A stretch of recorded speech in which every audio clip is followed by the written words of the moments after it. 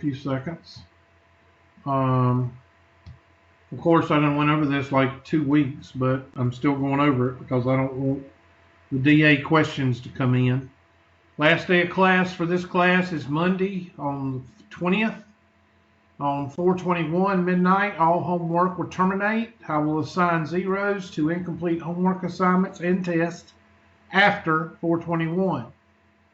Your last test will consist of material covered up to the last day of class. That test will cover probably up to 9.2. I've done, I'm going to try to cover, I think, how far did I get with y'all last week, Wednesday? How far did I get on the 9.1 and 9.2, Miss Carver?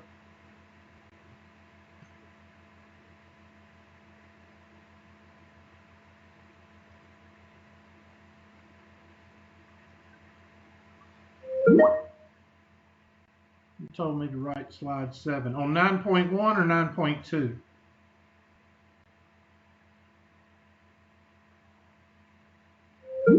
Yeah, I figured it was 9.1 because y'all are a little bit behind the other class because you only meet 1 hour a day. So I'm pretty much sure it's going to be 8.1, 8.2, 9.1, and 9.2. Because 9.2 is really not a lot of different material. And your final exam will cover everything that's on your 4-unit test.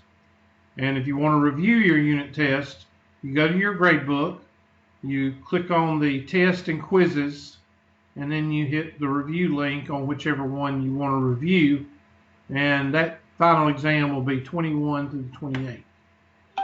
So again, I've been showing this now for 2 weeks, so that way it's been on the videos for 2 weeks, so that way I don't get any dumb questions and students can't say, oh, I didn't know.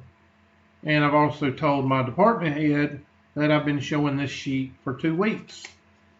So I know what's going to happen. We're going to get some students that are milkers, and they're going to find a crack. And once they find the crack, they're going to try to wedge it open, say, oh, well, he didn't show us, or I didn't know, or whatever the case may be. Now, for those of you that's not Skyping in every day, this is what we're going over so far. How far did we get with these right here? Did we get to the margin of error, or did we just get to the index card? Just asking. We got to the index card, so we're right here. All right, so did you do an index card, or did you fill out a sheet like I told you to? I know you probably did.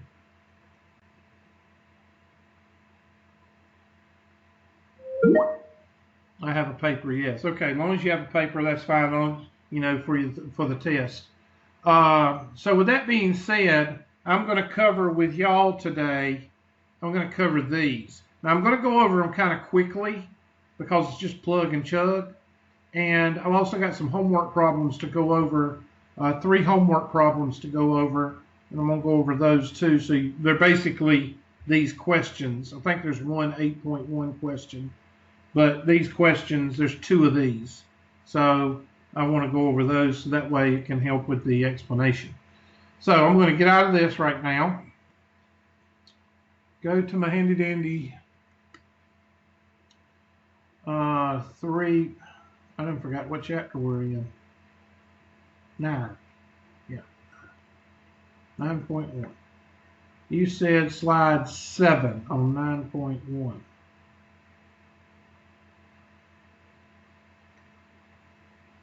Okay, so this problem here says, for example, a 95% confidence level. So I don't have my sheet because I've got it in my pile of stuff. So I need you to look on your sheet and tell me what a 95% confidence level is, because I'm going to fill out the part of the index card that you should be looking at. 95% confidence level is given. That means that alpha is equal to 0.05. That means that alpha over 2 is 0.05. 0.05 over 2, which is 0.025. And that z-score for 0.0250 is 1.960. 1.960. And that is z sub alpha. Blame it. That is z sub alpha over 2, and you're going to see alpha over 2 in the formulas. Okay, so that's why you have the index card. Your index card should be up to 99% and down to 90%. Now, you might have some homework problems that go down to 72% or 71% or 80%. Why? Because they're not teaching you to just do that low. They're just algorithmically generating. If it was me, I would keep it above 90 because that's saying that you always want to do the best job you can do and not, be lackadaisical and do a 70%. But I know why they're doing it, because of the algorithmically generates. All right, so with this information, we can go ahead and plug and chug into the formula, but I don't think that's what they're asking. Let's see what they're asking. Implies that if 100 different confidence intervals are constructed, which each based on different blah, blah, blah, sample, we will expect 95% of confidence. Okay. All right, then what are they asking? Construct and interpret a confidence interval. Okay, now, the confidence interval is what is calculated. Confidence interval, I just had to remember what we haven't gone over yet. The confidence interval is what we calculate. And we calculate it based off the confidence level. The confidence level is always going to be given. Okay, let me put a line under that and under that, because the confidence level will always be given, and the confidence interval you always are going to calculate. And the confidence interval is always going to be your point estimate in between the margin of error added on the right and the margin of error subtracted. And go ahead and write down mo is equal to margin of error. I'm not going to do that. I'm not going to write margin of error each time.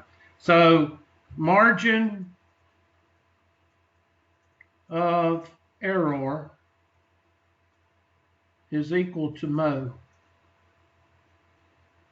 And I'm going to highlight that. I got me a highlighter. I need to get some more highlighters for summer. Are you taking any classes in the summer, Miss Brooks? I mean, Miss Carter?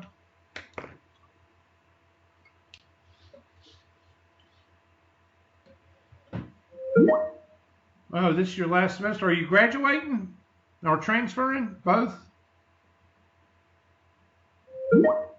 Where are you going? Hope you get the microphone fixed.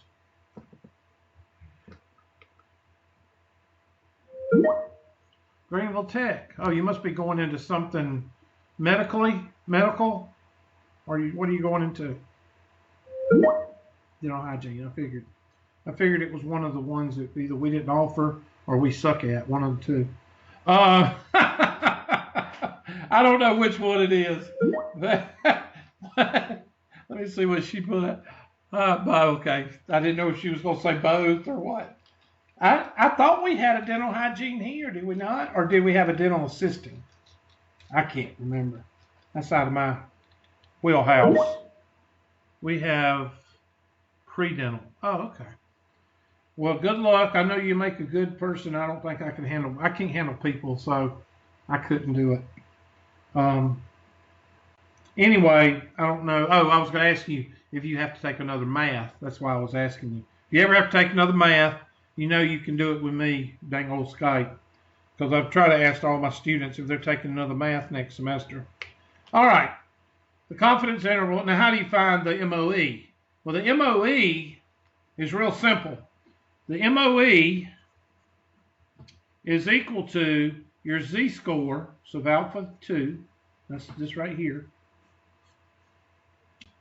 times, and our old friend in 8.1, P hat, Q hat, over N square root. I think it's square root, isn't it?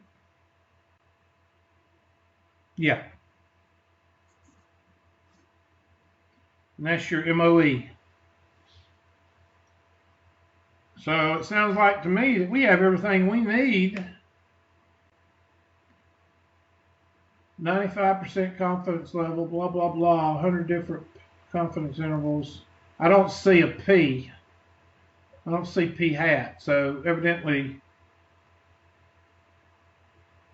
okay, they haven't given us an example yet. They're just asking us. Okay, I'm sorry. Let me go down here. Okay, they're doing exactly what I've already done. I basically said the level of confidence, that's the given. That's going to be given to you. The sample size, that's N. We're going to find that out later. And then the standard deviation, make sure you write those three things down. I didn't. It's the confidence level, that's what it's usually called, is given. And as the level of confidence increases, the margin of error will also increase. These are some Philadelphia lawyer questions that you might be asked in the homework. Okay? As the confidence level increases, the margin of error will also increase. Okay? Why is that? Because of the z-score. Sample size. As the size of the random sample, remember your law of large numbers? The more you do, the better. As the size of the sample increases, the margin of error decreases because you're doing more for the project. Okay, so that's the law of large numbers. Standard deviation. The more spread there is, the wider the interval. Well, that's pretty self-explanatory. Okay, the more the spread, the wider the interval. Okay, or the wider the normal curve. And they're probably going to give us the formula next. Nope, that's the test. Remember our test.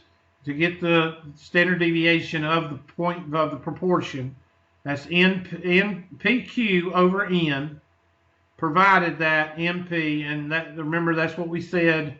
If you've got 200 people and you got 0.5, you know 200 is going to be more than 10. 200 times 0.5 is 100. Times 0.5 is 50. 50 is greater than 10. Most of the time you can do that in your head after you read the question. And this is part of your margin of error right there. That's part of your margin of error formula. Let's get to an example, please. Okay, that's going to be given.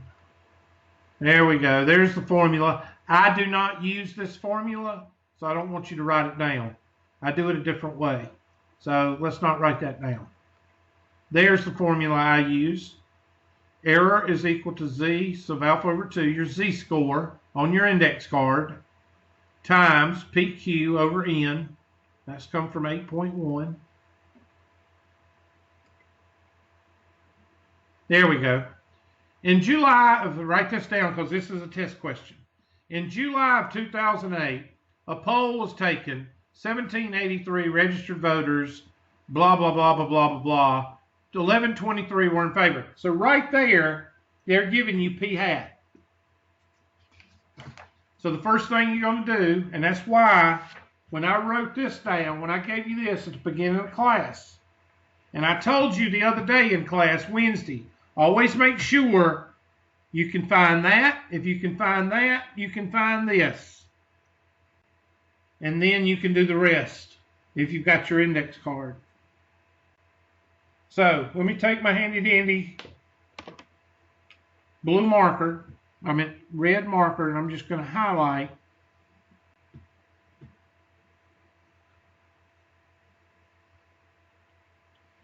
Because if you've got those three things with what's given, you can pretty much do these three things right here. And you know you can do that from 8.2. Okay, so with that being said, my P hat for this problem, if I can move this over a little bit. Let's see if I can move this over. There we go. I'm trying.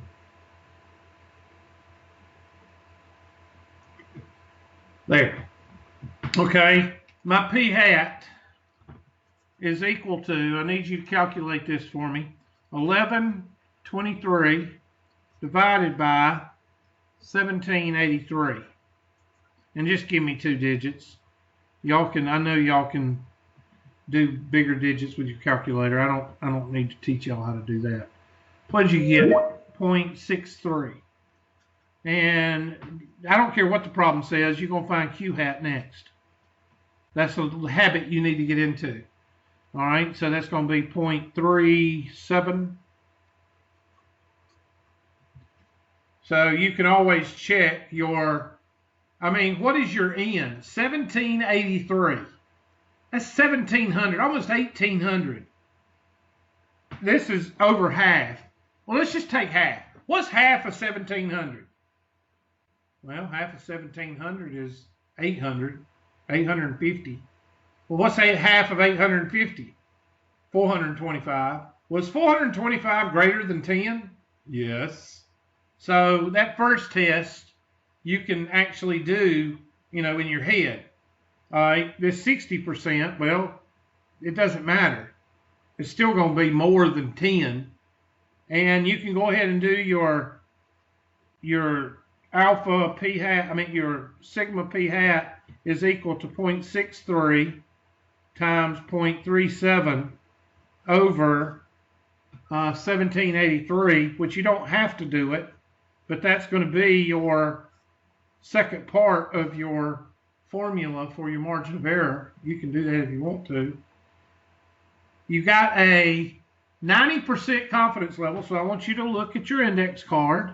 90% gives us 0.10% for alpha, which is 0.05, which gives us a z-score. What's that z-score? 2 digits, please. Or 3 digits, whatever I told you to take it out to.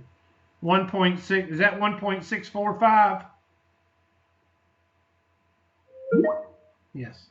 Take it to 3 digits because I saw a couple of problems in this book carries the z-score to 3 digits. All right. So now I'm ready. I'm ready. I've got everything I need. To what? Well, it says construct a confidence interval.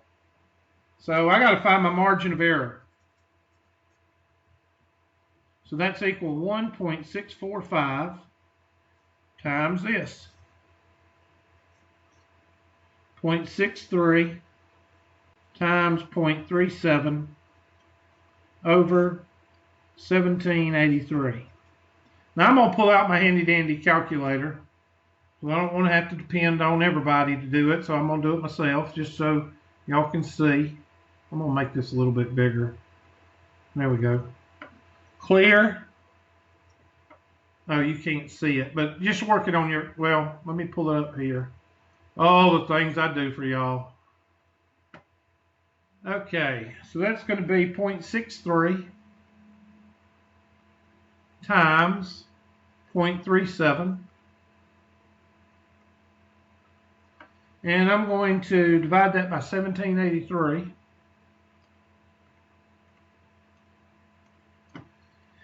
And I'm going to raise that to the 0.5 power. And I'm going to multiply that by 1.64. 1.645. So my margin of error, y'all check me, is 0.02. Margin of error is equal to 0.02. Now let me make a note here. The actual answer is 0.0188. Okay. Now, and I'm going to put some dots here, and then we're going to highlight this because I need to put a note here that you need to use accordingly with the directions. Use for calculations by direction. In other words, look at your directions at the end of the problem and kind of see where they're going. I'm using 0.02 because I don't want to have to deal with decimals while I'm figuring in my head. Okay, so make sure if your answer says round to the nearest thousandth, then you think you need to carry it to at least 5 digits if you're going to round to the thousandth. Okay, so I want you to make sure you understand that you need to use that long number with the calculations until, let me, right here. You need to use that 0.01888. Use that number right there in your calculations until the very end of the problem. I'm just using 0.02, so I won't have to use the calculator. Okay, hopefully you understand that. All right, let me go back to the question. There we go. And, okay, so I got 0.02, so my p hat, I'm going to put that in the middle. P hat, I'm going to use a green. My p hat is 0.63. So we're going to do just like our mean and our standard deviation. What is 63 cents plus 2 cents? Well, that's 65 cents. Well, what's 63 cents minus 2 cents? Well, that's 61 cents. Therefore, our confidence interval is equal, p hat's in the middle, 0.61 and 0.65. And this is our confidence interval. So I am 90% confident that our values are going to fall between 61% and 65%. This is a test question. Okay? Now, all this over here, let's go through and mark what was given. This was given, and this was given, and this was given. All of those were given. And when you get those three things, then you know you can find the rest of the stuff. And this is your index card. Now, you don't have to use an index card. I just use the index card because it saves you time from having to calculate the z-score every single time. So let's see what they got. There it is, 0.61 and 0.65.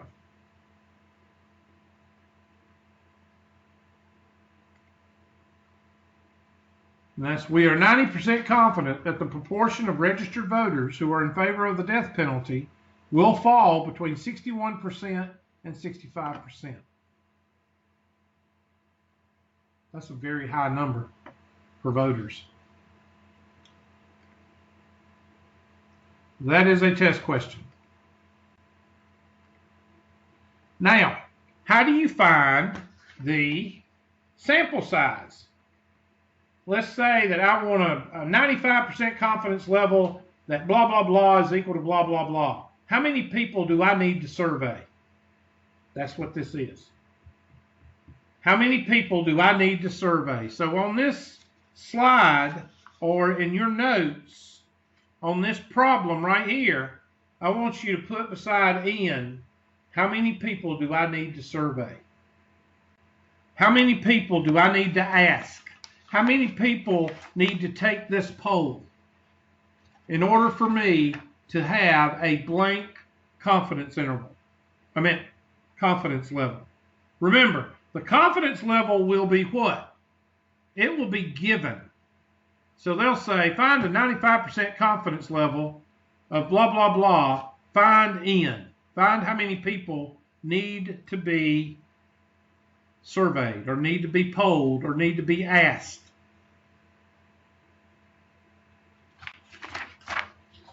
So N is equal to how many people need to be blank to achieve, how do you spell achieve? Is it I-E or E-I?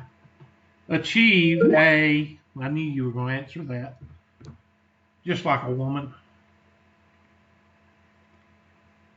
It's I-E, thank you. To achieve a blank confidence level. Okay, put that down for what N is going to give you. N is going to tell you, for this formula, N is equal to PQ times the z-score over margin of error raised to the second power. That N right there is going to give you the number of people to survey. And I'm going to tell you right now, you will always round up. Why? Because if you round up, the more you round up, the more you cover your backside. Large number rule. Do you want to be, okay, I need to present this to the department, and it says I need to do 75 people. I think I'll just do 50. No. No. If it says 75, that means you need to think about doing 100.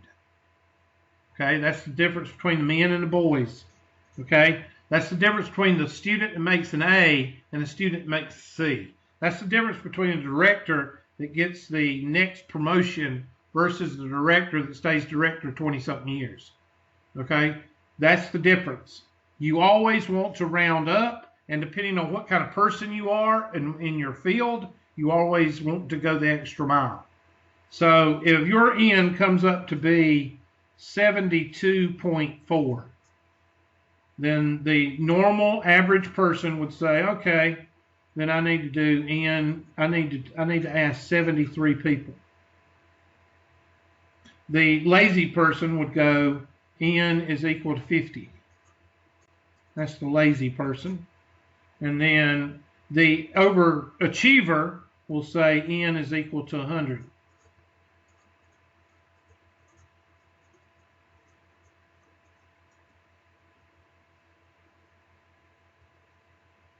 You always want to be these two right here.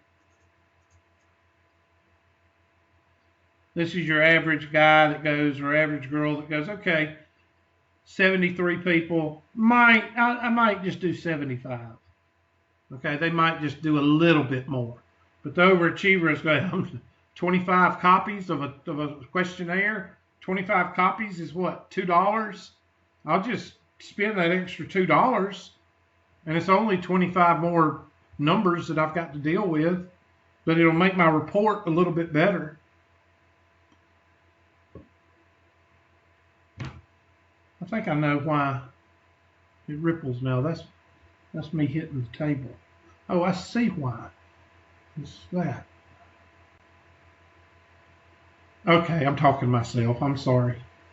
Okay, so round up. So let's look at the question they're going to give us, because it's going to be a test question. Well, where's the test question? There it is. A sociologist, write this down because this is your test question. A sociologist wanted to determine the percentage of residents of America that only speak English at home.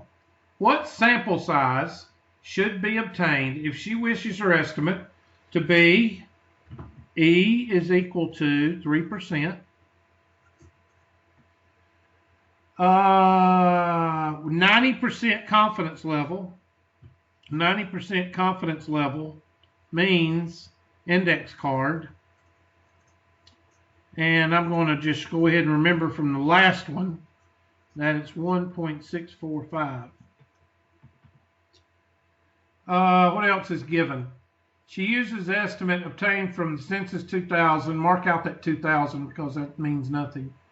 P hat is equal to 0.824. P hat is equal to 0.824. Therefore, Q hat is equal to 0.176. And now you're ready to go. So here we go.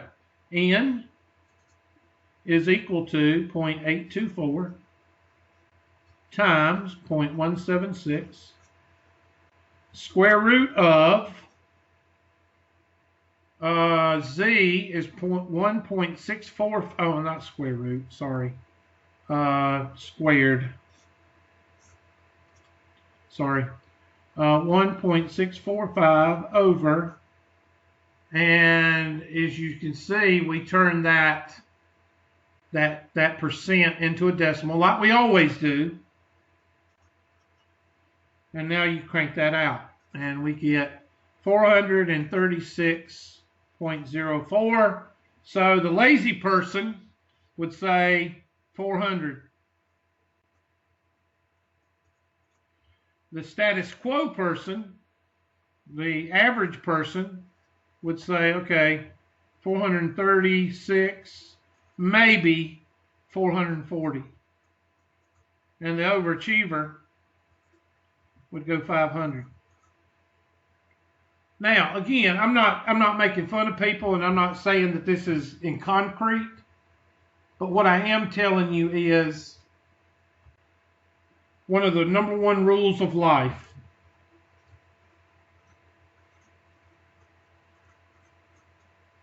You get out what?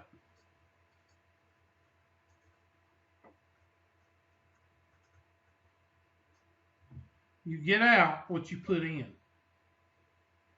And I don't care if you're talking about the food you eat, or the company you keep, or the job that you do as far as a career, or as a student.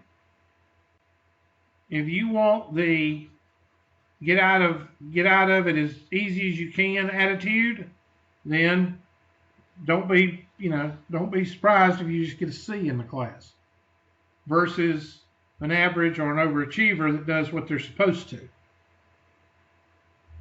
Okay? And that's basically 9.1. I don't know what they're going to ask next, but look there, 9.2. And they're going to be using a T-score here. And I'll just give you a little bit of an intro on this one, and just say we're starting 9.2, and just write down the slide right here whenever we get to the end, so I'll know what to do. When to use a T-score? Well, a Z-score, we use a Z-score whenever sigma is available. Okay, so whenever you're dealing with a question and they give you a mean and then they give you sigma, or they tell you how to find sigma, okay, by using sigma sub x bar, which we were finding, what is it, PQ over N square root, okay? If you can find sigma, you can use the Z-score. But if sigma is not available, you have to use S, okay? And if S is available, which is the sample standard deviation available, then you use a T-score.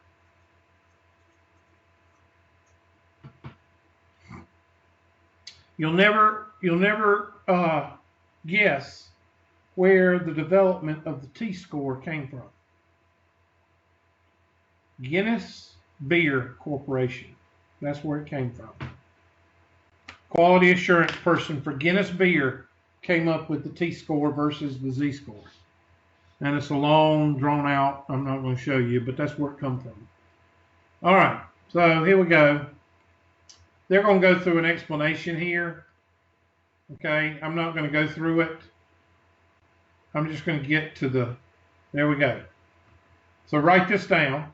Same formula we've been using in 8.1, 8.2, 9.1, 9.2, except this one has a standard deviation sigma, which is the population or the proportion, versus S, which is the sample. That's the difference. Okay, so I need you to write down those two formulas and write down, and I want you to highlight sigma and highlight S, because that's the only difference. Now, how will you know? Well, sigma will be given, or S will be given. The population standard deviation or the sample standard deviation. The question will tell you one of the two in 9.2. Okay, it'll tell you. And chances are in 9.2, it's going to be S.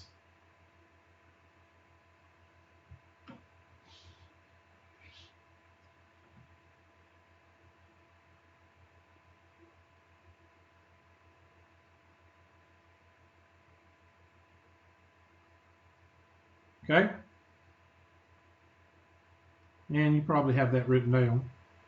And they show you the difference between the two. And the t-score is a little bit more substantial, whereas the normal one is a little bit more choppy, and the t-score is a little bit more less choppy.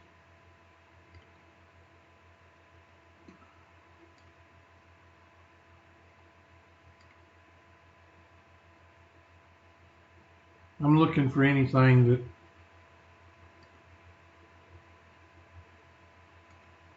all right, let's stop.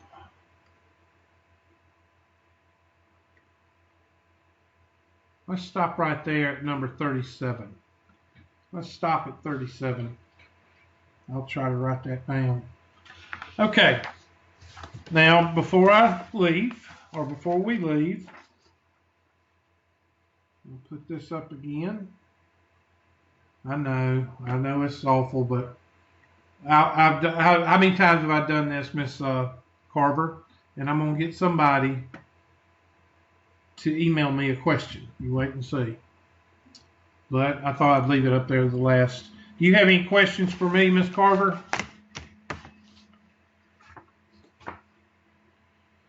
Okay. I doubt she does. Okay, she's good. So if you have questions, just let me know. But it looks like to me that we're going to finish 9.2 Monday and Tuesday. And I didn't go over those homework questions, so that means I'll start class going over those homework questions Monday, because I'm going to go over them Tuesday also. And that'll give y'all time Tuesday and Monday and Tuesday till midnight to finish the homework on 9.2. But that'll be it. And your Unit 4 test, which will be the last test, will cover 9.1, 9.2, 8.1, and 8.2. All right. You have a good weekend, Ms. Carver.